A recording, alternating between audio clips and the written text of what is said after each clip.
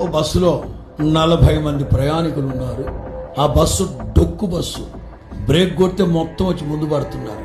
వెళుతున్నంతసేపు డగ్గ డగ్గ డగ్గ డగ్గ డుగ్గు డుగ్గు డుగ్గు అని రేకులు ఊగిపోతున్నాయి. అలాంటి బస్సు ఒకటి ఘాట్ రోడ్లో వెళ్తుంది. అసలు ఈ ఘాట్ రోడ్ దిగి బతికి బట్ట కడతామా అన్న సందేహాలు వచ్చే జనానికి. అంత ఎక్కడోళ్ళు అక్కడ పట్టు కూర్చున్నారు. ఓహో బొడ్డోళ్ళు మాత్రం బస్సులో అటు ఇటు పరిగెడతాడు. ఆ సీట్లోంచి ఈ సీటు మీదకి ఎగురుతాడు.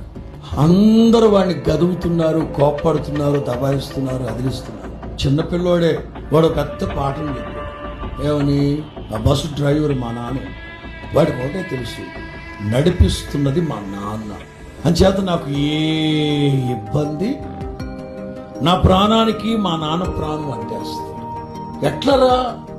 వాడు అంటాడు, మా నాన్న ఉన్నారు అని గ్రహింపు కాదు, ఉన్నాడు కదా అక్కడ డ్రైవింగ్ సీట్లో.